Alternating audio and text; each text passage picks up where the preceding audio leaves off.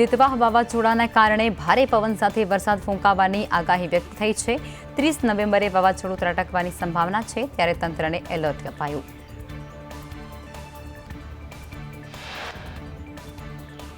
ચક્રવાત દિતવાહનો દક્ષિણ ભારત પર તોળાતો ખતરો। બંગાળની ખાડીમાં સર્જાયેલા ચક્રવાત દિતવાહને કારણે તમિલનાડુ, પુડુચેરી અને આંધ્રના તટ તરફ આગળ વધી રહ્યું છે। હવામાન વિભાગે તમિલનાડુ અને આંધ્રપ્રદેશમાં અતિભારે વરસાદનું ઓરેન્જ એલર્ટ સાથે જ દક્ષિણના રાજ્યોમાં આપ્યું છે।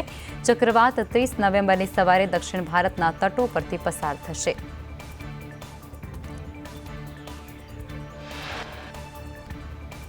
દિલ્હી બ્લાસ્ટ કેસના આરોપીઓના પટિયાલા હાઉસ કોર્ટે 10 દિવસના રિમાન્ડ કર્યા છે મંજૂર। આરોપીના રિમાન્ડ પૂરા થતાં કોર્ટમાં કરાયા હતા રજૂ। આઈએનઆઈ દ્વારા વધુ પૂછપરછ માટે રિમાન્ડની વિનંતી થઈ। કર્ણાટકમાં ભારે મતભેદ વચ્ચે મુખ્યમંત્રી સિદ્ધારમૈયા અને ડીકે શિવકુમાર વચ્ચે મુલાકાત। હળવા માહોલમાં બંને નેતાઓએ સાથે ચા નાસ્તો કર્યો। લીગલ એડવાઇઝર એએસ પોનન્ના ચર્ચામાં હાજર। ડીકે શિવકુમાર સાથે બેઠક બાદ સિદ્ધારમૈયાએ દાવો કર્યો છે। કહ્યું છે કે શિવકુમાર અને મારી વચ્ચે કોઈ મતભેદ નથી। અમે પાર્ટી હાઈકમાન્ડના કોઈપણ નિર્ણયનું પાલન કરીશું। જો હાઈકમાન્ડ બોલાવશે તો દિલ્હી પણ જઈશું। સિદ્ધારમૈયાએ કહ્યું છે કે અમારી વચ્ચે કોઈ મતભેદ નથી અને ભવિષ્યમાં પણ રહેશે નહીં। અમે સાથે મળીને કામ કરીશું। ભાજપ અને જેડીએસ અવિશ્વાસ પ્રસ્તાવ લાવશે તો અમે તેનો સામનો કરીશું। ડીકે શિવકુમારે કહ્યું કે રાજ્યના લોકો તેમનો સંપૂર્ણ સહયોગ આપી રહ્યા છે। અમે જનહિતના કાર્યોને દિશામાં કામ કરી રહ્યા છીએ। મુખ્યમંત્રી જે કંઈ પણ કહે હું તેમની સાથે ઊભો છું। કોંગ્રેસ નેતા અહેમદ પટેલના પુત્રનો મોટો ધડાકો। ફૈઝલ પટેલે કોંગ્રેસમાં અલગ ફાંટો બનાવવાની શક્યતા વ્યક્ત કરી। ફૈઝલ પટેલે અલગ ગ્રુપ મુદ્દે એક્સ પર ટ્વીટ કર્યું।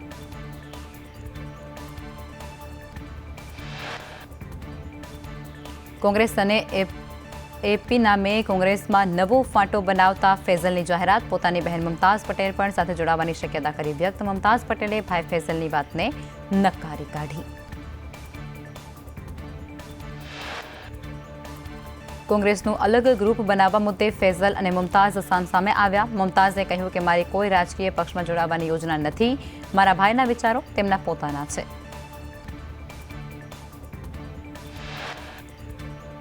સૂર્યના પ્રચંડ તેજ કિરણોથી A320 એરબસના વિમાનોમાં મુશ્કેલી સર્જાઈ। આશરે 200થી વધુ ફ્લાઇટનું સંચાલન ખોરવાય તેવી પ્રબળ સંભાવના। ઇન્ડિગો અને એર ઇન્ડિયાની ઉડાનોમાં મુશ્કેલી સર્જાવાની ભીતિ।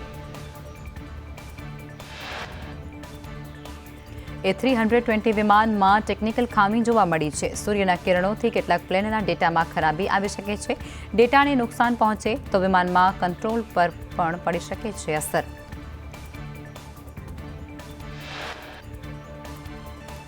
ભારતમાં 560થી વધુ A320 પ્લેન ઉડાન ભરે છે। તેમાંથી 200થી 250 પ્લેન્સની તરત તપાસ કરવાની જરૂરિયાતો સર્જાય છે। વિશ્વભરમાં આ ટેકનિકલ સમસ્યાની અસર 6000 વિમાનો પર થશે। કેટલાક પ્લેનમાં સોફ્ટવેર બદલાશે તો કેટલાકમાં હાર્ડવેર બદલાશે। આ દરમિયાન પ્લેન્સને ગ્રાઉન્ડ કરવા પડશે અને તેને કારણે ઉડાનો મોડી પડી શકે છે અથવા તો રદ થવાની પણ શક્યતા છે।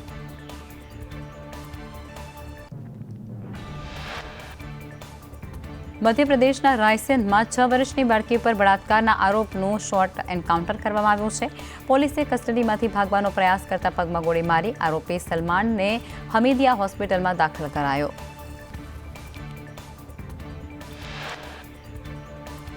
જીપીએસસીની 67 વિભાગની 378 જગ્યાઓ માટે ભરતી જાહેર। 13 ડિસેમ્બર સુધી ઉમેદવારો ફોર્મ ભરી શકશે। શિક્ષણ સેવા વર્ગ 2 માટે 128 જગ્યાઓની કરાઈ છે ભરતી। દિવ્યાંગો માટે ભરતીનો બીજો રાઉન્ડ જાહેર।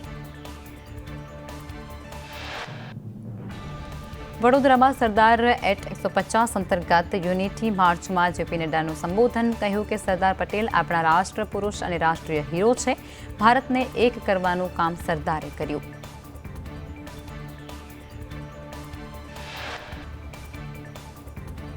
આપને જાહેર કર્યો બીએલઓ હેલ્પલાઇન નંબર। તણાવમાં કામ કરતા બીએલઓ સંપર્ક કરી શકે છે, જેમાં એક નંબર જાહેર કરવામાં આવ્યો છે અને તે નંબર પર કોલ કરતાની સાથે તેમને મદદ મળશે। બીએલઓને મદદ કરવા માટે 20,000ની ટીમ બનાવી। દારૂ અને ડ્રગ્સને લઈ આપના ઈસુદાન ગઢવીની પ્રતિક્રિયા. કોંગ્રેસના ડ્રગ્સ અને દારૂના આંદોલનને ઈસુદાનનું સમર્થન. કોંગ્રેસે 30 વર્ષથી ભાજપને રાજ કરવામાં મદદ કરી છે. ભાજપ અને કોંગ્રેસ સાથે એટલે કોંગ્રેસને સમર્થન નહીં.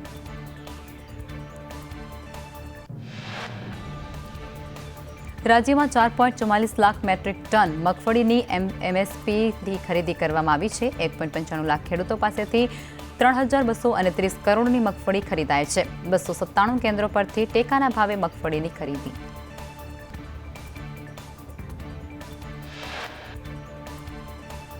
રાજ્ય સરકારની 12મી ચિંતન શિબિર પૂર્ણ, જેમાં 5 ગ્રુપ ડિસ્કશનમાં સીએમ અને ડેપ્યુટી સીએમએ ભાગ લીધો. વિકસિત ભારત 2047 અંગે સામૂહિક મંથન કરાયું. ટેકનોલોજીથી સજ્જ માનવ બળ માટે ચિંતન કરાયું. વલસાડમાં 3 દિવસની ચિંતન શિબિર બાદ મંત્રીઓએ હળવાશની પળો માણી. રીવાબા જાડેજાએ વાલની પેઇન્ટિંગ પર અજમાવ્યો હાથ. રીવાબાની મહિલા કારીગરો સાથે વાતચીત.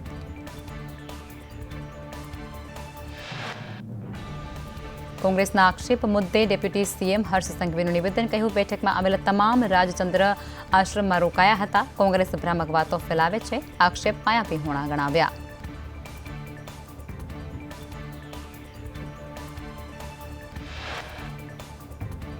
ડ્રગ્સ અને દારૂ બંધના કડક અમલ માટે કોંગ્રેસની રજૂઆત. અમદાવાદ શહેર કોંગ્રેસે પદયાત્રા યોજી કરી રજૂઆત. જિલ્લા કલેક્ટરને આવેદનપત્ર આપી કરી રજૂઆત.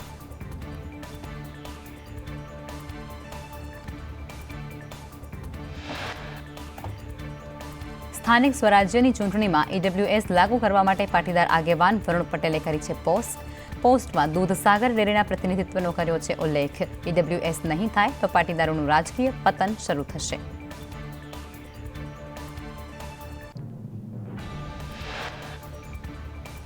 વડોદરામાં સરદાર એટ 150 અંતર્ગત રાષ્ટ્રીય એકતા યાત્રા યોજાઈ. યાત્રામાં કેન્દ્રીય મંત્રી પિયુષ ગોયલ અને મનસુખ માંડવિયા જોડાયા હતા. પિયુષ ગોયલે નિવેદન આપતા કહ્યું હતું કે લોકોએ સરદાર પટેલના સન્માનમાં જોડાવવું જોઈએ. ભાવનગરમાં મિલકત વેરો ન ભરનારા સામે કાર્યવાહી. મનપાએ 30 દુકાન અને ઓફિસ સીલ કરી છે. નિર્મળનગરમાં શ્રીજી રત્ન કોમ્પ્લેક્સમાં કાર્યવાહી શરૂ કરી.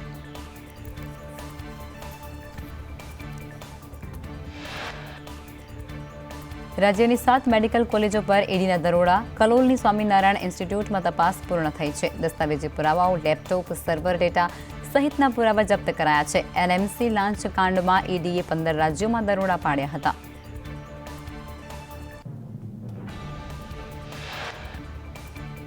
અમદાવાદની શાહીબાગ બ્રાન્ચના જય ભવાની વડાપાઉંના પુલાવમાંથી જીવાત નીકળી હતી. સ્ટોર સંચાલકે પુલાવ બદલી આપવાની કરી વાત.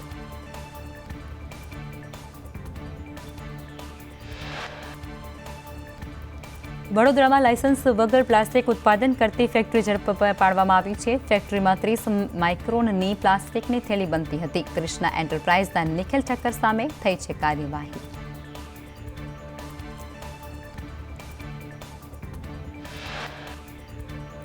છોટાઉદેપુરમાં ખાતરની અછતથી ખેડૂતો પરેશાન. જેમાં રંગપુરમાં ખાતર માટે ખેડૂતોની વહેલી સવારથી કતારમાં ઊભા રહેવા મજબૂર. શિયાળુ પાકમાં ખાતરની અછતથી ખેડૂતોની વધી છે મુશ્કેલી.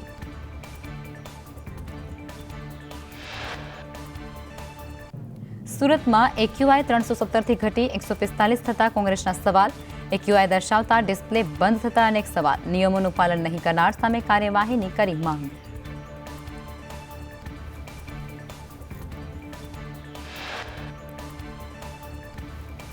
સુરતમાં ટ્રાફિક અને દબાણને લઈ મેયર દક્ષેશ માવાણી અધિકારીઓ પર બગડ્યા. વરાછા રોડ પરના દબાણો દૂર કરવા આદેશ કર્યા છે. તાત્કાલિક ધોરણે કાર્યવાહી કરવા માટે આપી સૂચના.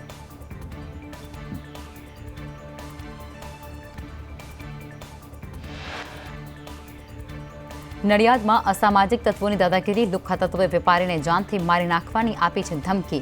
પ્રતિકે વેપારી પર એટ્રોસિટી લગાવવાની ધમકી આપી. પ્રતિકના ત્રાસથી વેપારી દુકાન નથી ખોલતા.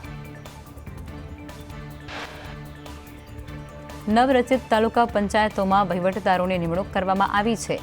નવી 16 તાલુકા પંચાયતો સહિત 18માં વહીવટદારોની નિમણૂક કરાઈ છે. ચૂંટણીઓ ન થાય ત્યાં સુધી વહીવટદારનું શાસન રહેશે.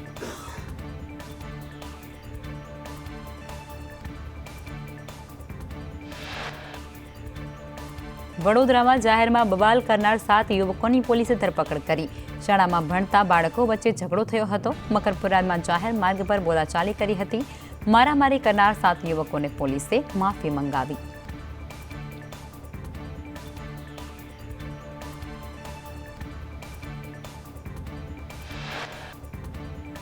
સુરતમાં ટ્રાફિકના નિયમોને તોડનાર સામે કડક કાર્યવાહી થઈ છે. 1097 વાહન ચાલકોના લાયસન્સ સસ્પેન્ડ કરવા આરટીઓને ભલામણ કરવામાં આવી છે. રોંગ સાઇડમાં વાહન ચલાવનારા સામે દંડ.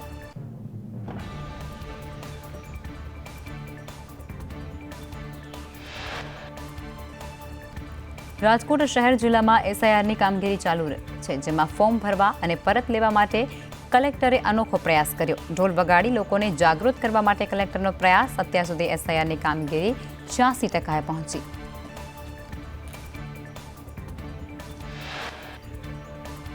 ગીર સોમનાથના સુગાડા ગામે સિંહ ટોળાએ ધામા નાખ્યા છે. એકસાથે 6 જેટલા સિંહ પરિવારના આંટાફેરાથી ગામ લોકોમાં ભયનો માહોલ. ગામના ચોકમાં લાગેલા સીસીટીવીમાં સિંહના દ્રશ્યો થયા કેદ.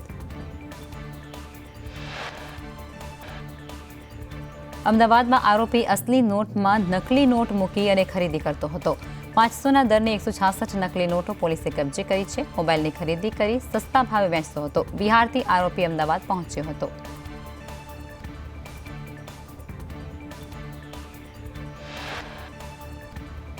ધ્રાંગધ્રા સિટી પોલીસના રાઇટર લાંચ લેતા ઝડપાયો.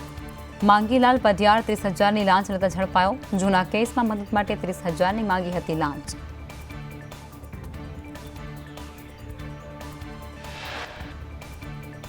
વિસનગરમાં નાયબ કાર્યપાલક ઇજનેરના બેંક લોકરમાંથી મળ્યા છે દાગીના. એસીબીએ 88.72 લાખના સોના ચાંદીના દાગીના કર્યા જપ્ત. એસીબીએ દાખલ કર્યો છે કે અપ્રમાણસર મિલકતનો કેસ. ભાવનગરના ભાદાવાવ ગામમાં વ્યાજખોરોના ત્રાસથી ગળે ફાંસો ખાઈ યુવકનો આપઘાત. યુવક પર સતત ઉઘરાણીના ફોન આવતા હતા.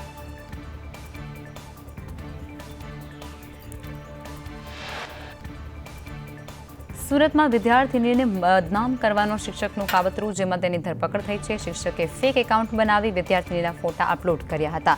પરિવારની ફરિયાદના આધારે શિક્ષકની ધરપકડ.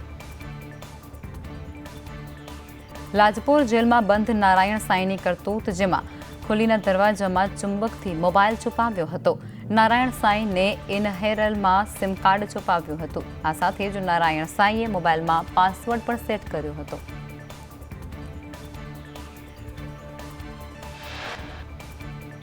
જમ્મુ કાશ્મીરનું શ્રીનગર કોલ્ડ વેવમાં ઠૂંઠવાયું. શ્રીનગરમાં લઘુત્તમ તાપમાન -3.1 ડિગ્રી નોંધાયું. શહેરમાં ધુમ્મસની જાડી ચાદર પથરાઈ. કડકડતી ઠંડીમાં પણ શ્રીનગરમાં દેશભરમાંથી પર્યટકોનો ધસારો, જેમાં દૂર દૂરથી કાશ્મીરની ઠંડીનો આનંદ લેવા માટે આવેલા પ્રવાસીઓ દલ લેકમાં શેકારાની મજા પણ માણી રહ્યા છે.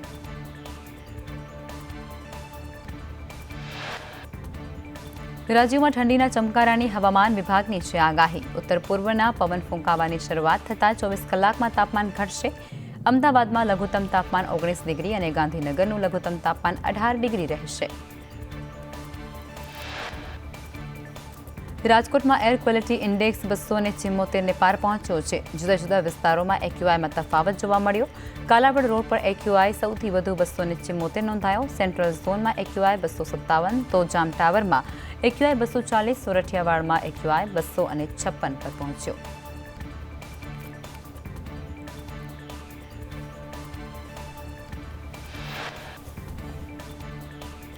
અમદાવાદ શહેરની હવામાં પ્રદૂષણનું પ્રમાણ વધારે છે. અમદાવાદમાં સરેરાશ એક્યુઆઈ 210ને પાર. સૌથી વધુ થલતેજમાં 217, તો ડ્રાઇવ એન રોડ પર 213 એક્યુઆઈ નોંધાયું.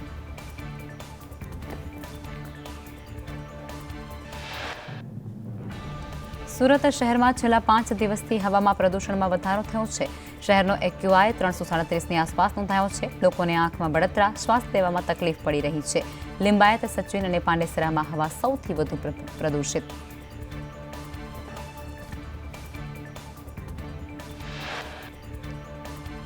અમદાવાદમાં પ્રદૂષણ ફેલાવતા આરએમસી પ્લાન્ટ, જેમાં ગોતા, જગતપુર અને ત્રાગડ, મેમનગર સહિતના પ્લાન્ટ રાત્રે ધમધમતા હોવાને કારણે પ્લાન્ટ ફેલાવે છે પ્રદૂષણ.